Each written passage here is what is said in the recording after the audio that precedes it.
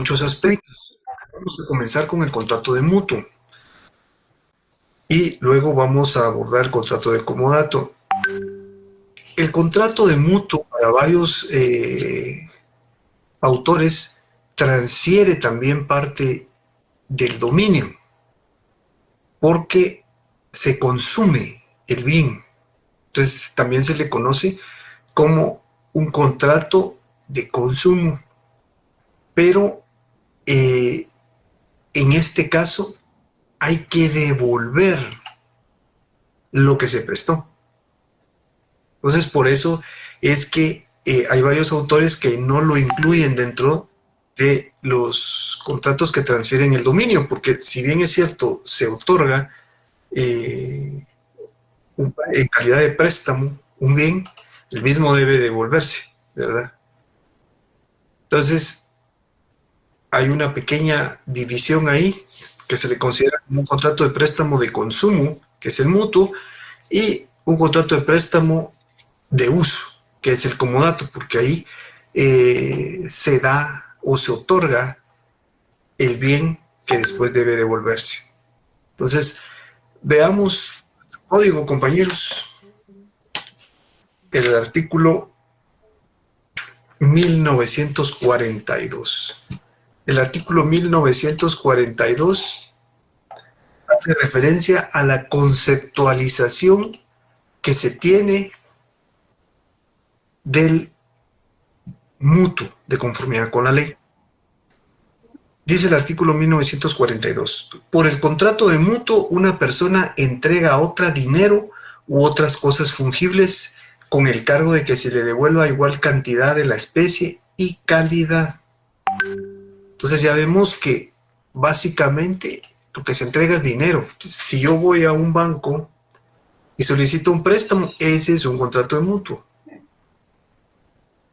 Muchos se les conoce como mutuo con garantía hipotecaria, pero es porque yo debo de garantizar el dinero que se me está otorgando, la devolución de ese dinero. Si no lo pago, entonces será otra garantía la que tenga que dar, que otorgar, que es posiblemente mi casa o alguna otra cuestión. Entonces, como les decía, este contrato hace referencia precisamente al dinero o a bienes fungibles, es decir, bienes que sufren gasto, que se deterioran, ¿verdad, compañeros? Entonces, esto es de tenerlo en consideración para poder plantear las características que tiene este contrato. Primero es un contrato real, compañeros. Contrato real. ¿Por qué es un contrato real? Porque se necesita otorgar un bien en préstamo para poder obtener los beneficios que se necesitan o que se están persiguiendo. Entonces, por eso se le considera como un contrato real. Es un contrato unilateral. En este tipo de contratos, una de las partes, que es quien está otorgando el bien, es el acreedor. Y la otra parte, que es el que recibe en préstamo el bien, es el deudor. Entonces, una de las partes tiene todos los derechos y ventajas. Y la otra parte tiene todas las obligaciones. Por eso se le considera en determinado momento como un contrato unilateral. Hay algunos autores que dicen que hay obligaciones, perdón, obligaciones y derechos para ambas partes. Pero eso es muy cuestionado, compañeros, porque si bien es cierto hay alguna que otra obligación por parte del acreedor, realmente quien recibe todos los beneficios al final es el acreedor. Entonces, por eso es que se le considera una de sus características especiales que tiene este contrato, es que es un contrato unilateral. Realmente el contrato de mutuo es un contrato que se utiliza con mucha frecuencia y ha sido objeto, como les comentaba, de varios análisis y estudios, porque para algunas personas el contrato de mutuo, como les dije en un inicio, transmitía el dominio, porque se está otorgando un bien, pero se está otorgando el préstamo y la obligación es devolverlo. Me están dando dinero, la obligación es que pague el dinero de regreso, que lo devuelva. Entonces, por eso muchos autores dicen, no, este contrato no puede ser un contrato que transmita el dominio, está transmitiendo el uso. Porque si bien es cierto, el dinero pues se gasta, ¿verdad? Se va terminando. La cuestión es que no es en propiedad, no me lo están dando, no me lo están regalando. Yo debo de pagarlo, tengo que devolverlo. Entonces, esa es una de las características que tiene este contrato. Veamos el artículo 1944, compañeros. El mutuante, los sujetos que participan dentro de este contrato son el acreedor, que es el que va a otorgar el préstamo, es el mutuante. Y el deudor, que es el que va a recibir el préstamo, es el mutuario. Entonces, dice el artículo 1944, el mutuante es responsable de los daños que sufra el mutuario por la mala calidad o vicios ocultos de la cosa prestada, si conoció los defectos y no dio aviso oportunamente. No se reputan vicios ocultos los que el mutuario ha podido conocer por él mismo. Fíjense, compañeros, que como se está otorgando en préstamo un bien, o sea, una persona se va a ver beneficiada por un bien que se le va a otorgar. Entonces aquí funciona también lo relativo al saneamiento. Se debe establecer las condiciones en las cuales se desarrolló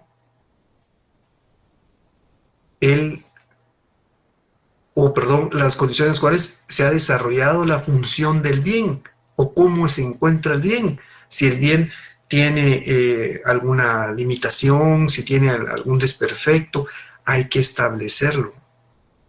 Porque aquí claramente lo dice, el mutuante, es decir, quien entrega el bien, el acreedor, es responsable de los daños que sufre el mutuario, de los daños que sufre en determinado momento el deudor.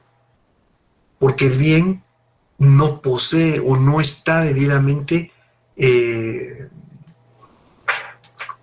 informado de la situación en la cual se encuentra el bien, qué vicios tiene o alguna cuestión así, y eso va a producir un daño. ¿Y cómo se repara el daño en el área civil? Pecuniariamente. Entonces se le van a deducir daños y perjuicios. Veamos ahora el artículo 1945. El artículo 1945 establece, si el mutuante ignoraba los vicios ocultos de la cosa, solo está obligado a sufrir la reducción proporcional de su valor. Si en determinado momento la persona que está entregando el bien en préstamo tampoco sabía que el objeto traía algún problema, entonces si se deducen los daños, la reparación que hay que hacer del bien, entonces eso se le va a reducir a él en relación a lo que está percibiendo, ¿verdad? Sufrir la reducción proporcional de su valor. Eso es de también tenerlo en consideración. O sea, lo que hay que tener en consideración es el saneamiento que debe de formular el mutuante al mutuario. Es decir, debe de decirle, el saneamiento es una especie de garantía que la ley nos otorga, es una herramienta. ¿Para qué? Nos otorga esta herramienta para que en determinado momento se deduzcan daños y perjuicios si el bien que se está otorgando tiene algún problema judicial o posee algún tipo de daño o desperfecto que que es lo que se conoce como vicios ocultos. Entonces ya vemos lo importante del saneamiento, que se utiliza en bastantes contratos, compañeros, porque lo que sucede es que como eso va a producir un daño si no se repara a tiempo o si no se establece cómo es que en qué condiciones viene el bien. Veamos ahora el artículo 1946. Salvo pacto en contrario, el deudor pagará intereses al acreedor y a falta de convenio se presumirá que las partes aceptarán el interés legal. Fíjense, compañeros, que esta es una de las situaciones bien características y elementos bien especiales que tiene este contrato. Aquí se deducen intereses, generalmente para obtener una ganancia. Me están prestando cierta cantidad de dinero y me van a imponer unos intereses, cierta cantidad de intereses que yo debo de pagar para que el acreedor en determinado momento perciba, una ganancia por el dinero que me está dando. Entonces, eso es un elemento especial que tiene este contrato. Pero dice al final del artículo, se presumirá que las partes aceptaron el interés legal. ¿Cuál es el interés legal, compañeros? ¿Cuál es ese interés? Veamos lo que dice el artículo 1947.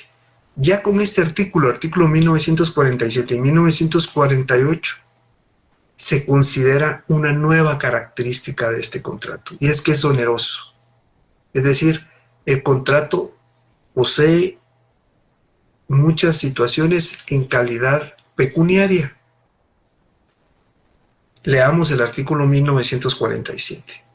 El interés legal es igual al promedio ponderado de las tasas de interés activas publicadas de los bancos del sistema al día anterior a la fecha de su fijación, reducido en 2 puntos porcentuales.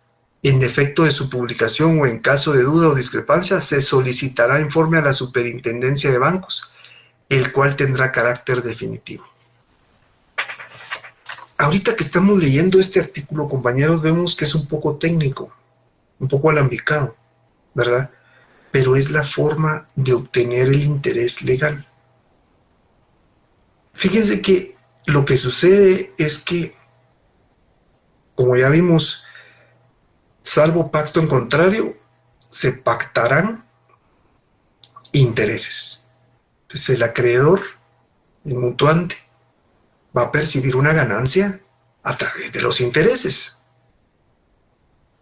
En la actualidad, el interés que se utiliza o que se pacta en los contratos de mutuo tiene ciertas características.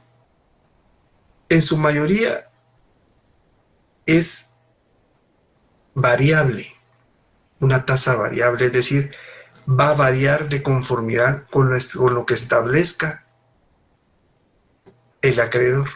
Generalmente es así. El deudor acepta esa situación, que le varíen en determinado momento la tasa de interés.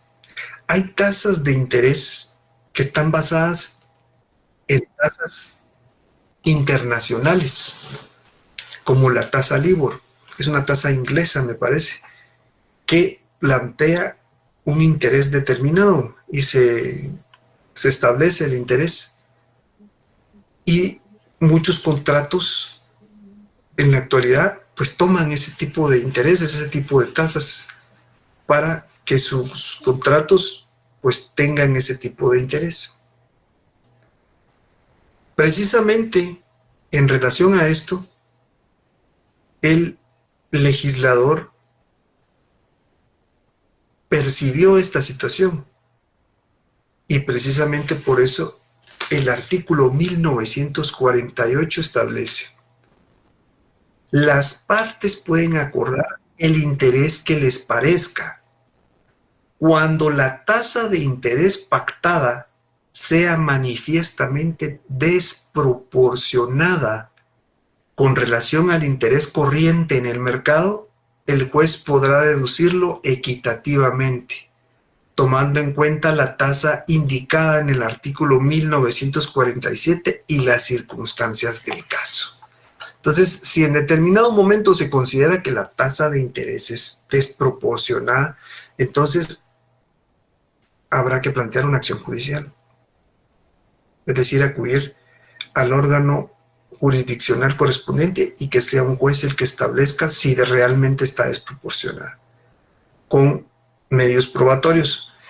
Si el juez establece que la tasa es desproporcionada, entonces, con base en el artículo 1947, entonces ya verán cuál es la tasa legal y ajustarán la tasa de interés. O se utilizará el interés legal que establece el artículo 1947. Es por eso que estos artículos son importantes, compañeros, porque este contrato, como se los comenté hace unos momentos, es un contrato muy usual, se utiliza mucho. Y las situaciones en relación a las tasas de interés, pues, tienen un movimiento bastante fuerte. Entonces es menester tener en consideración estos artículos que en determinado momento permiten el cálculo de la tasa legal si la otra tasa es demasiado alta o está desproporcionada. De hecho, hay aquí un artículo muy especial, compañeros, que es el artículo 1949. El artículo 1949 establece: queda prohibida la capitalización de intereses. Se exceptúa a las instituciones bancarias que se sujetarán a lo que sobre el particular establezca la Junta Monetaria. ¿Qué quiere decir esto? Esto se le denomina, compañeros, anatocismo. Anatocismo es la capitalización de los intereses. La capitalización de los intereses, compañeros, creo que en algún momento lo platicamos, es lo que utilizan las tarjetas de crédito. Ustedes se han dado cuenta que si se deja de pagar por un tiempo corto, cuando se viene a dar uno cuenta, el saldo es altísimo. ¿Pero qué fue lo que pasó? Entonces, si no gasté tanto, ¿verdad? Lo que sucede es que ellos capitalizan los intereses. Supongamos que yo tengo de capital, es decir, gasté 100 quetzales y me están cobrando un 10% de intereses. Entonces tendría que pagar 100 quetzales de capital y 10 quetzales de intereses. Supongamos que tenga un mes para pagarlo. Pero resulta que durante ese mes no lo pago. Entonces, para el siguiente mes, estos intereses se capitalizan, es decir, ya mi capital no va a ser 100 quetzales, sino va a ser 110 quetzales. Y sobre esos 110 quetzales se va a cargar un 10% más. Y así sucesivamente. Entonces el capital va creciendo y por ende los intereses también. A eso se le denomina capitalización de los intereses. Entonces eso, en la materia civil, no está permitido, a excepción, dice aquí, las instituciones bancarias que se sujetarán a lo que el particular establezca la Junta Monetaria. Entonces los bancos sí no están sujetos a esta situación. Entonces, en determinado momento se puede plantear la capitalización de los intereses. Depende de lo que diga la Junta Monetaria, pero en primera instancia no es permitido, de conformidad con este artículo. Anatocismo es el nombre doctrinario que recibe la capitalización de los intereses, compañeros. Eso sería importante que lo apuntaran. Entonces, vemos cómo toda esta situación se maneja dentro del mutuo. A ver, la compañera Rosana Orozco. Buenas noches, licenciado. Disculpe, ¿me podría repetir lo que dijo que es anatocismo? Disculpe. Anatocismo es la capitalización de los intereses. Muchas gracias. A la orden. Entonces, la capitalización de los intereses ya se han dado cuenta ustedes que sí se utilizan, principalmente se utilizan con las tarjetas de crédito. Ahí tú que ver, ahí hay seguramente alguna resolución de la Junta Monetaria y además están, según este artículo, se exceptúan las instituciones bancarias. Entonces, pero es de tenerlo en consideración, compañeros, porque el contrato en sí, básicamente, este contrato es préstamo, ¿verdad? Préstamo de dinero. Entonces, cuando uno se refiere al contrato de mutuo, realmente es a un préstamo. Sí se pueden dar otras cosas, pero en términos de generalidad, es préstamo de dinero. A eso es a lo que generalmente hace referencia este contrato. Y hay un contrato, una situación bien específica también de este contrato, compañeros. Y está establecido en el artículo 1950. Fíjense que en algún momento nosotros tuvimos la oportunidad de establecer los accidentes del contrato. Que hay situaciones accidentales del contrato, dentro de las cuales se encontraba el plazo, ¿verdad? Porque, les pongo un ejemplo, resulta que mi hermano y yo vamos a solicitar un préstamo. Pero pues es posible que nos den la misma cantidad de dinero, pero también es posible que el plazo, el interés sea distinto por las condiciones que cada uno tiene. Por eso se le denominan como condiciones accidentales del contrato. Entonces, uno de los accidentes del contrato es el plazo. Y el plazo en el contrato de mutuo sí tiene algunas situaciones especiales, compañeros. Dice el artículo 1950, si en el contrato no se ha fijado plazo para la restitución de lo prestado, se entenderá que es el de 6 meses si el mutuo consiste en dinero. Si lo prestado fueran cereales u otros productos agrícolas, la devolución se hará en la próxima cosecha de los mismos o semejantes frutos o productos. Entonces, si las partes contratantes no establecen en determinado momento cuál va a ser el plazo, compañeros, para poder cumplir con la obligación, si es una cuestión de dinero, entonces serán 6 meses. Si no, si serán cosechas o alguna otra cuestión, tal y como lo dice el código, esto será cuando se devuelvan la cosecha nuevamente. Pero es de tener en consideración que sí hace una separación el código en relación a este contrato y en relación al pago de dinero. Si no hay un plazo, el plazo será de 6 meses. Como ya les había dicho, ahora vayamos sobre los sujetos que ya les había comentado cuáles son. Los sujetos de este contrato, la parte subjetiva de este contrato, es el mutuante, que es el acreedor, y el mutuario, que es el deudor. Fíjense que hay un juego de letras ahí, al final de cada palabra, moante y io, e io, ¿verdad?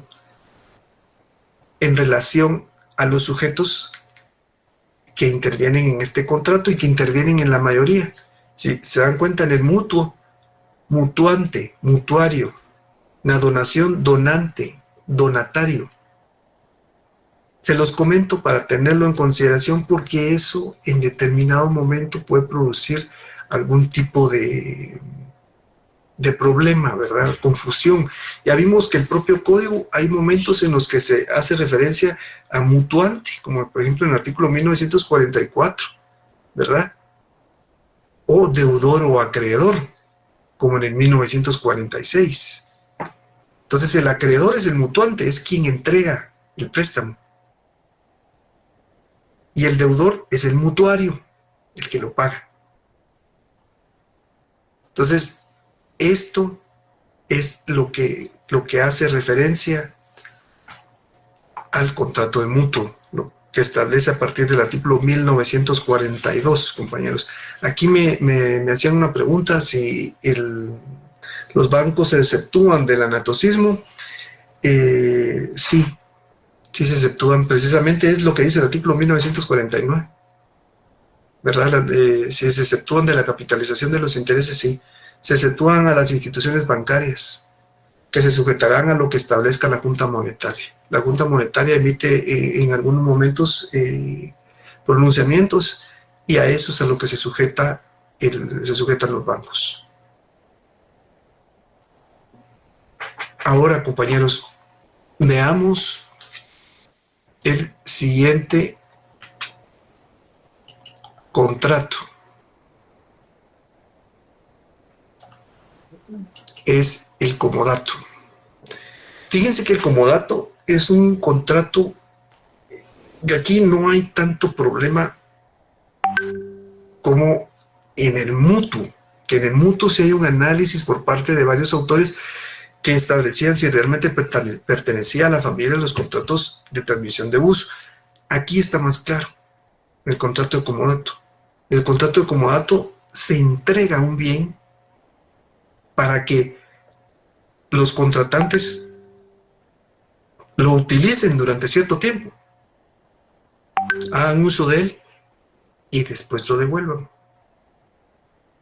Fíjense que este tipo de contrato se utilizó con mucha frecuencia cuando se inició la telefonía celular en el país. En la actualidad todavía se utiliza, pero el aparecimiento de nuevas tecnologías como la tecnología prepago, es decir, los teléfonos tarjeteros, ha provocado que en algún momento deje de utilizarse un poco más, por lo menos parcialmente. Porque en un inicio, como no existían teléfonos tarjeteros, todos los teléfonos eran de contrato. Y para que le dieran a uno el servicio, firmaba uno un contrato, pero le daban a uno la terminal, que es el teléfono, y uno lo utilizaba durante cierto tiempo y pagaba, ¿verdad? Ese uso. Luego, cuando el contrato terminaba, había que devolver el teléfono. Habían algunos que tenían opción a compra. Si uno se quería quedar con el teléfono, pues había más y se quedaba uno con el teléfono, pero si no, pues había que devolver el teléfono. Ese es el típico contrato de comodato. Se entrega un bien, se utiliza y se paga una renta por utilizarlo. Veamos lo que dice el artículo 1957, por favor, compañeros, del Código Civil.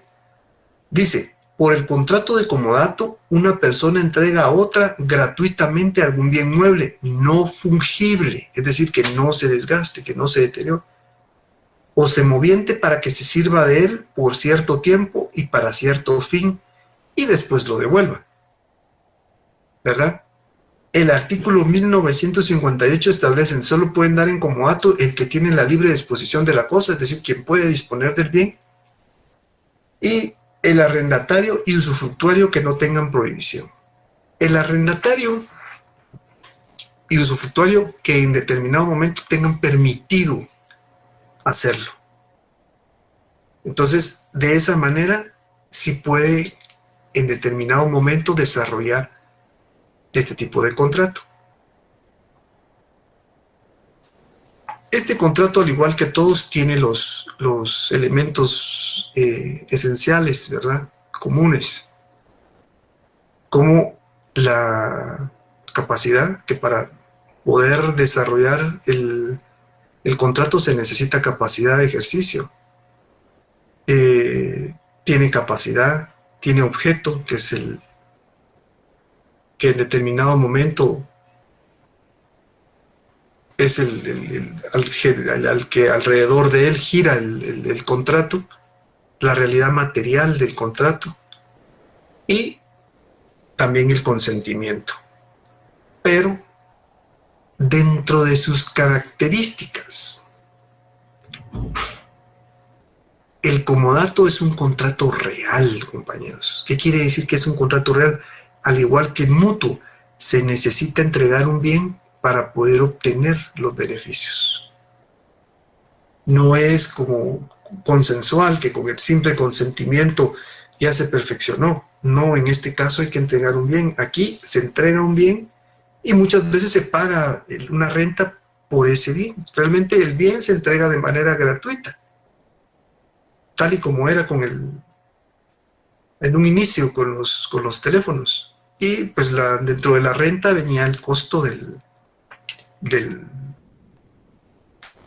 teléfono, pero se entregaba, ya se podía empezar a utilizar.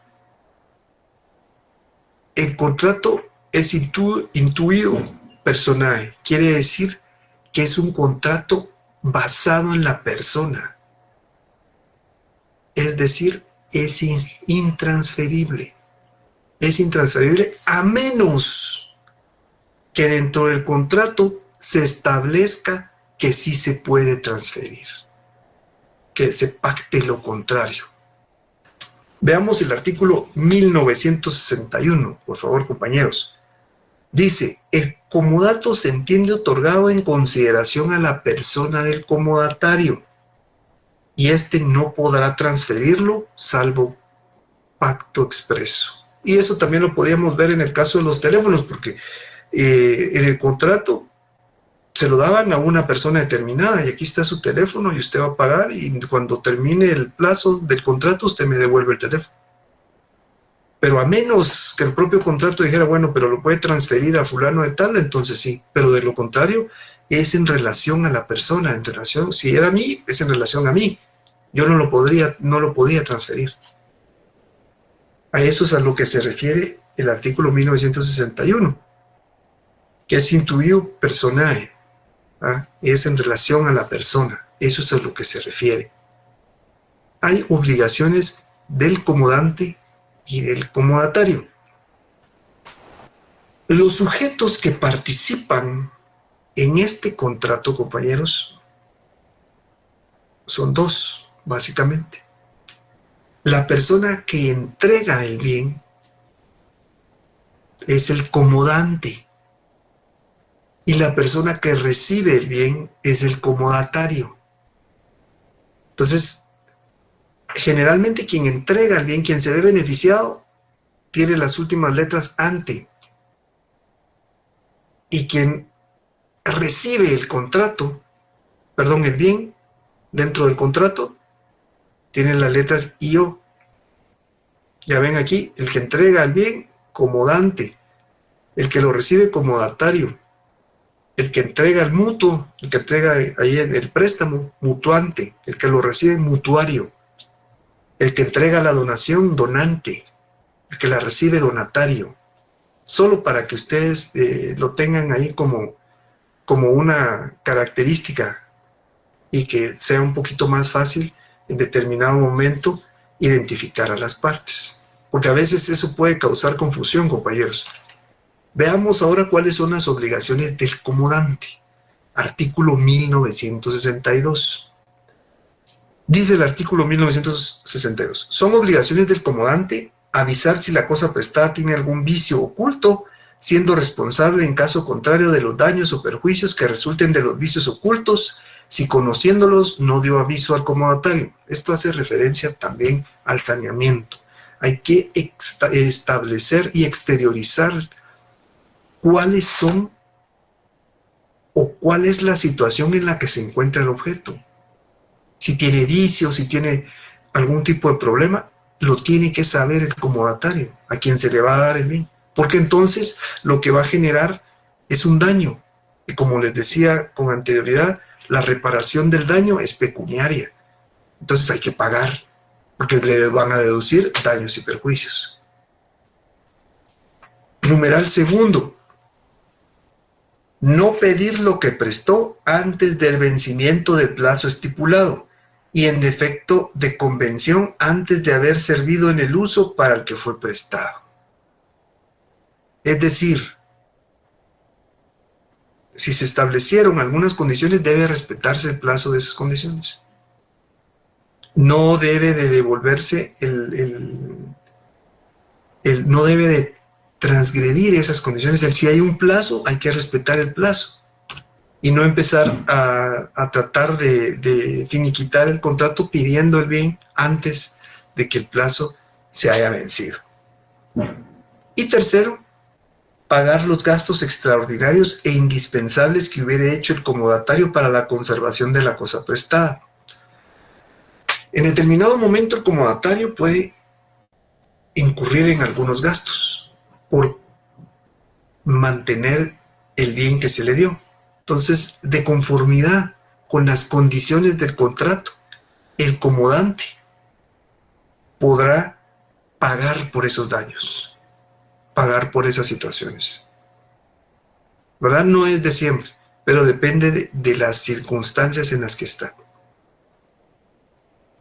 Veamos ahora las obligaciones del comodatario, compañeros. Artículo 1964. O sea, ya vimos las obligaciones del comodante, que es el que entrega el bien.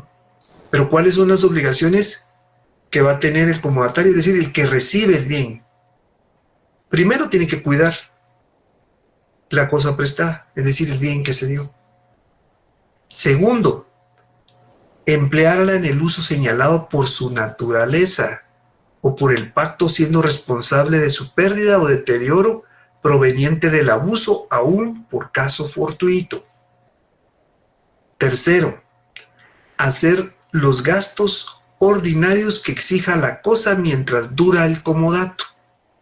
O sea, si ustedes se dan cuenta, tiene que ver con el mantenimiento del bien y el cuidado del mismo, para evitar que se deteriore o se pierda. Devolver la cosa en el término estipulado o después del uso determinado en el contrato, sin más deterioro que el proveniente del uso ordinario de ella. Entonces, al momento de que el plazo se termine, pues hay que devolver el bien.